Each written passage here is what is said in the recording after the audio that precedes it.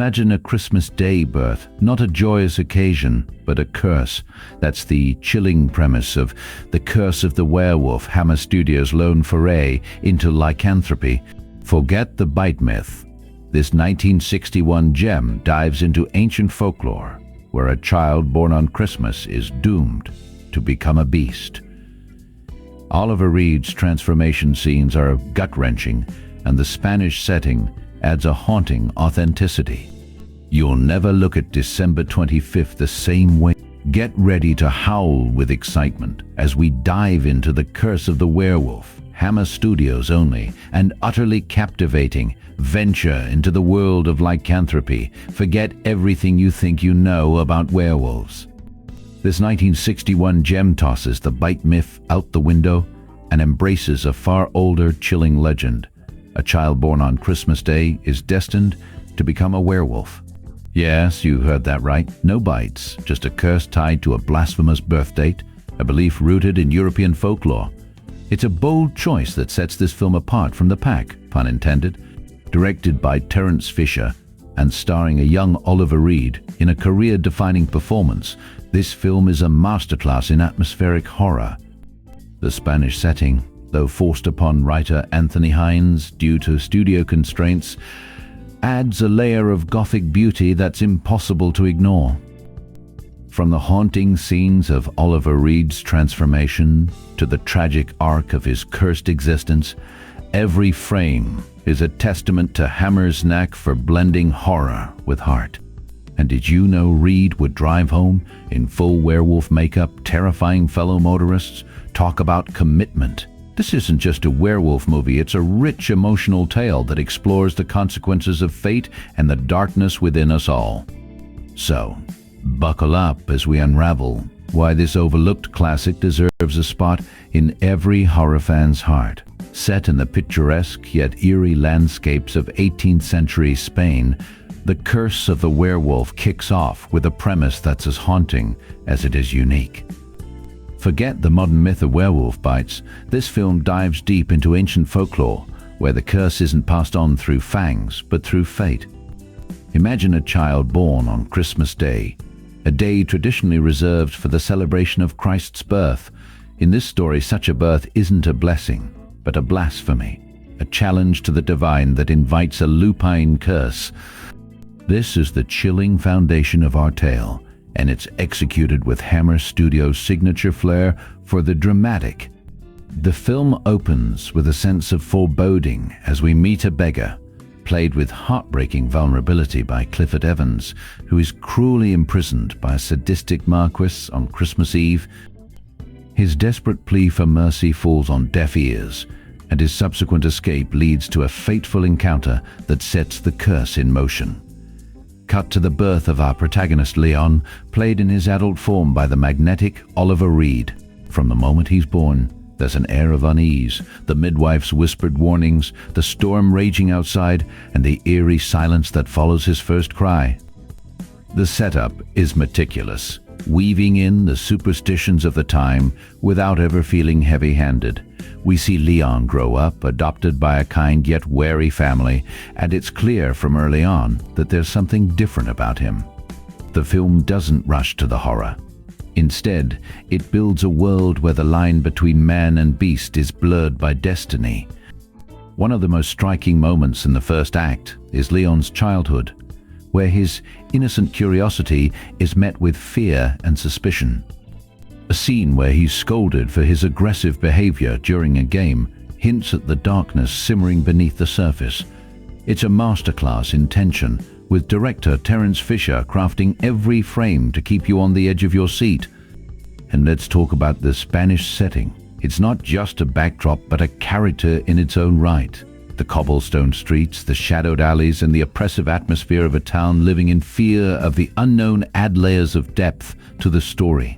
Fun fact, this setting wasn't originally planned. Writer Anthony Hines was forced to adapt to a studio backlot already dressed for a film about the Spanish Inquisition, which was shelved due to threats from the Catholic League of Decency.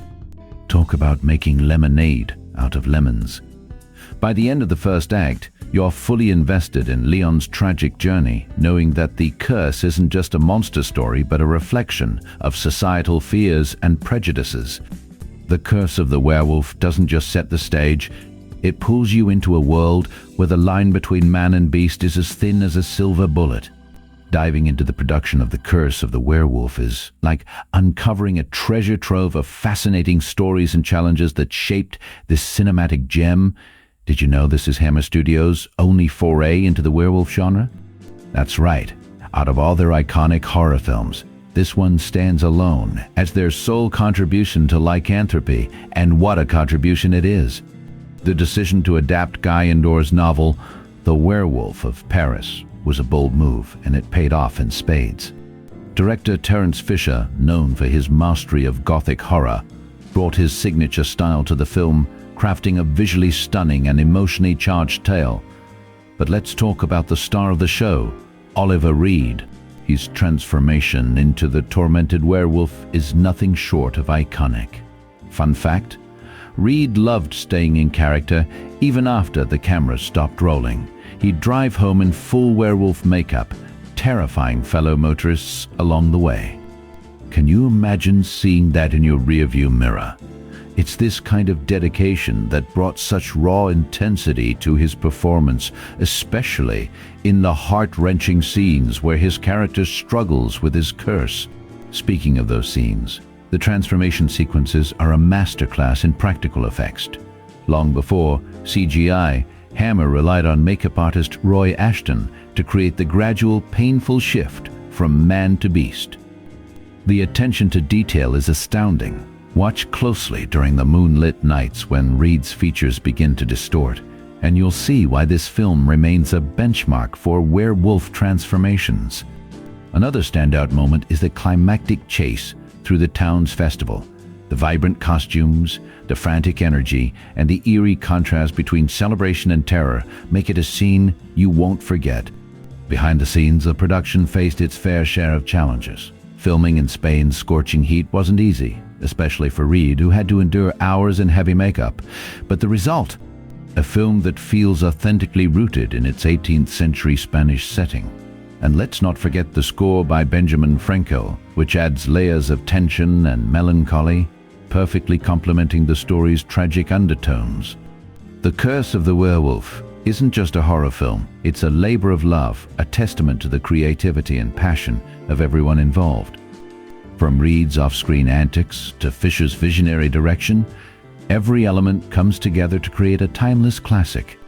So, the next time you watch it, remember the stories behind the scenes and appreciate just how much heart went into bringing this lone werewolf tale to life. Now, let's shine a spotlight on the incredible cast that brought The Curse of the Werewolf to life. First up, Oliver Reed, who delivers a raw and haunting performance as Leon, the cursed protagonist. Reed's transformation from a gentle adopted boy into a ferocious beast is nothing short of mesmerizing. Fun fact: Reed loved staying in his werewolf makeup even after filming, driving home to scare fellow motorists. Talk about commitment to the role. His portrayal is so compelling because it's not just about the monster, it's about the tragedy of a man battling an uncontrollable fate. Remember that heart-wrenching scene where he pleads with his adoptive father, Clifford Evans, to end his suffering? Evans, by the way, is fantastic as the kind-hearted yet conflicted Marquez Siniestro. His struggle to protect Leon while fearing what he might become adds a layer of emotional depth to the story. And let's not forget the film's unique take on werewolf lore. Instead of the typical bitten by a werewolf trope, it draws from the older belief that a child born on Christmas Day is cursed. This adds a chilling, almost blasphemous twist to Leon's story, making his journey even more tragic. Speaking of twists, did you know this is Hammer Studios' only werewolf film? It's a standout in their horror catalog, and Reed's performance is a huge reason why. Another standout is Richard Wordsworth as the beggar, though his role was toned down from the original script. Initially, his character was supposed to be a werewolf too, but censors had issues with the idea of a werewolf rapist. Still, Wordsworth's eerie presence lingers, adding to the film's unsettling atmosphere. Together, these performances create a Gothic masterpiece that's as much about humanity as it is about horror. Cut to film clip. What truly sets The Curse of the Werewolf apart is its masterful blend of atmospheric storytelling and innovative mythology. Unlike the typical werewolf tales of the 20th century, this film dives into an older, more chilling legend, the idea that a child born on Christmas Day is destined to become a werewolf. It's a concept rooted in European folklore, where such a birth was seen as competing with the birth of Jesus Christ, a blasphemy punishable by the lupine curse. This unique twist adds a layer of depth to the story, making Leon's tragedy feel both personal and cosmic. The Spanish setting, though born out of production necessity, becomes a character in its own right. The sun-drenched villages and shadowy alleys create a stark contrast between beauty and terror, amplifying the sense of dread. Terence Fisher's direction is impeccable, particularly in the transformation scenes. Oliver Reed's raw, visceral performance as Leon is nothing short of haunting, and the makeup effects, though dated by today's standards, are remarkably effective in conveying his torment. The scene where Leon first transforms under the full moon is a standout. The gradual shift from man to beast, the desperation in his eyes, and the eerie silence broken only by his growls. It's a moment that stays with you long after the credits roll. The film's score, though understated, perfectly complements the tension, using strings and woodwinds to heighten the unease. And let's not forget the clever use of symbolism, like the recurring motif of the wolf's howl, which serves as a constant reminder of Leon's inevitable fate. It's no wonder this remains Hammer Studios' only werewolf film. They set the bar so high, it's hard to imagine anyone topping it. Every frame feels deliberate, every choice meaningful, making The Curse of the Werewolf not just a horror classic, but a cinematic masterpiece that continues to captivate audiences decades later. The cultural impact of The Curse of the Werewolf is as enduring as it is fascinating. This 1961 Hammer Studios masterpiece didn't just redefine werewolf mythology, it resurrected an ancient European legend, breathing new life into a genre dominated by 20th century cliches. By ditching the overused bitten by a werewolf trope, the film instead embraced the eerie belief that a child born on Christmas Day is destined for the lupine curse. This wasn't just a creative choice. It was a bold return to folklore, rooted in the idea that such a birth competed with the sacred arrival of Jesus Christ, marking the child as cursed for blasphemy. It's a chilling concept that adds layers of depth to the story, making it more than just a monster movie. It's a tale of fate, sin, and societal rejection. And let's not forget, this was Hammer's only werewolf film, making it a unique gem in their horror crown. The Spanish setting, though seemingly random, was actually a stroke of genius born from necessity, forced upon writer Anthony Hines due to a pre-dressed studio backlot. It lent the film a distinct Gothic atmosphere that feels both timeless and haunting. Imagine Oliver Reed, in full werewolf makeup, driving home after filming, terrifying fellow motorists. It's the kind of behind-the-scenes magic that only adds to the film's legend. Scenes like Leon's transformation, raw and visceral, still hold up as some of the most haunting in horror history. The Curse of the Werewolf didn't just influence future werewolf films. It inspired filmmakers to dig deeper into mythology, to find the humanity in the monster. Its legacy is seen in modern horror's obsession with blending folklore with psychological depth. This isn't just a movie, it's a cultural touchstone, a reminder that the best horror stories are the ones that tap into our oldest fears. And so, with its claws firmly sunk into the annals of horror history, The Curse of the Werewolf earns its place as a must-watch masterpiece. This 1961 gem from Hammer Studios isn't just a werewolf movie. It's a bold reimagining of the legend, rooted in ancient European folklore. Remember, this isn't your typical bitten by a werewolf tale. No, this film dares to explore the curse of a child born on Christmas Day, a blasphemous twist that adds layers of depth to the story.